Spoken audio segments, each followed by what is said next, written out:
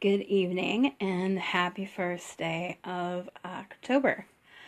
I decided to do 31 days of honoring ancestors, given that we are in the month of October and Samhain is approaching and the veil is thinning. And given that ancestor work is key for me, it's not like I don't honor my ancestors during any other time, but particularly during this time is when they're closer, and it's just my way of showing even deeper respect and welcoming them back home during this time. Given it pays homage to my Latin roots, my Mexican roots, which I'm so grateful for. And so I figured either I would show a little bit of my altar, which will be evolving. I just changed it up for now. I've got my tree. I still have to add my little pictures. I'm just going. I got my selenite to keep it clean. Here we go, right here. 3 candles. Got me some stones. These are the new stones that I picked up for my ancestor worship. There's the angelite, the merlite, and the serpentine. These back here are some rocks that a coworker picked up for me. Darla from work, when she went up, they were up on Lake Huron. So I'm all about my Huron rocks. That's actually where these other ones came from as well. I've had this for many, many, many, many years. Picked it up thrifting. Yay, because that's what we do. Also, too, on my altar, I have my copper cauldron, which is well loved, and my little star, my starlights that I absolutely love, and yep, in my bell, the clear space. Back here is my cat, my familiar, my baby, Nikki, that I lost the day after Thanksgiving last year. And that's my brother, whose anniversary of his death is tomorrow. So hence why he's front and center on the altar this time, because it's very prominent and prevalent for me, and very important today. And we'll be working with throughout the month, and has been throughout the whole year. And also, too, up above, I have this wonderful piece. It's an ancestor talisman totem that I picked up at Ingress, Eugen, when they had it. I love what she did. It's Maori inspired, which is actually from Maori people are from New Zealand. So that was her inspiration and taking point for this lovely piece that was made. And I absolutely love it. It's just so me, and it works very well with my ancestral altar. So I thought every day I would share a little bit about death and everything else like that, but I thought I'd share with you all too, just a little bit of poem and things that I found that I've been saving up to do this. I plan on doing this every day for the whole month of October.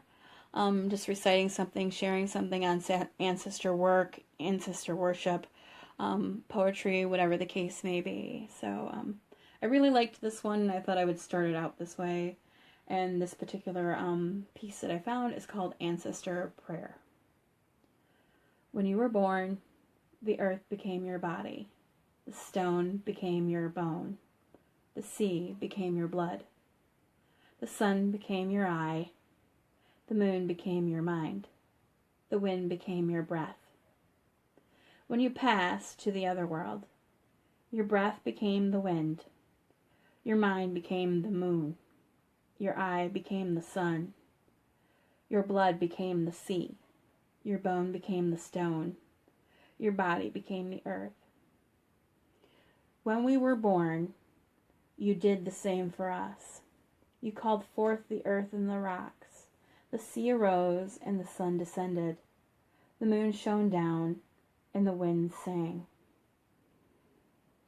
For those who come after, we shall do as you did for us. When we are gone, we shall do as you did before.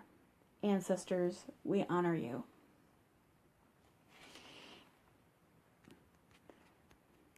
A lot of people sometimes don't understand ancestor worship, and I'll briefly explain.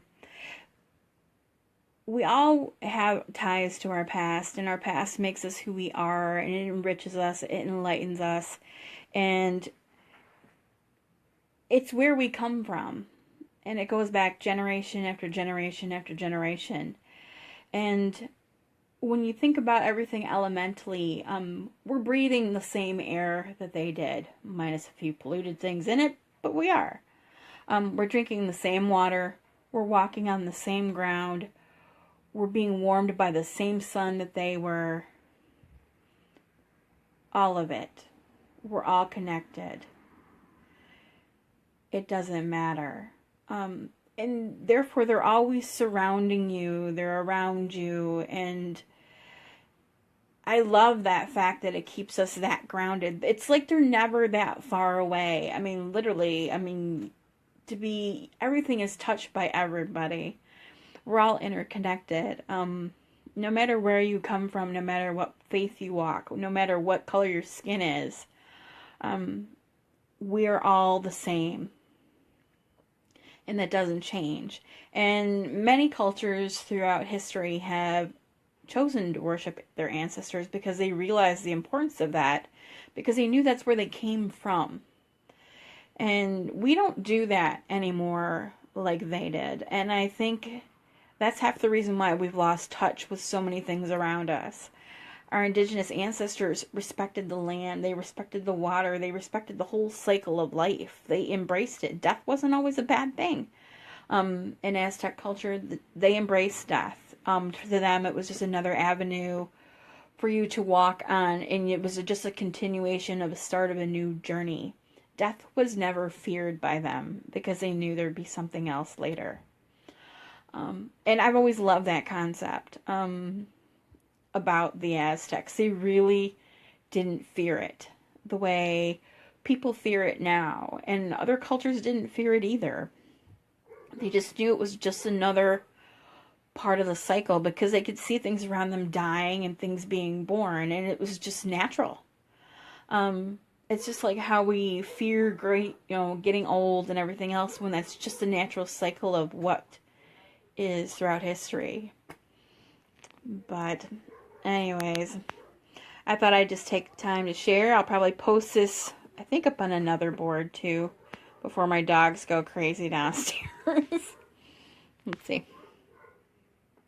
Okay, flip it back to me. Anyways, I hope that you join me every night if you want to share an ancestor prayer, an ancestor poem, a little bit more about what Latins do in their offering, as far as like ofrendia and setting up our altars and things like that, which changes throughout the season and everything else. And for my pagan friends as well, too, we change our altars out as we do our work. Some of us have working altars. Some of us have altars that we just keep up all the time. Some of us take us down and then do and change them out according to our sabbats, or during the seasons, which are 8 in a cycle. And we can talk about that later. But if you're interested and you want to hang out, I'd love for you to join me for the next 31 days as I choose to do this to honor my ancestors and share that information with you. And if you'd like to learn a little more, I invite you to come along. Aho, much love, and namaste. I hope that you have a beautiful night.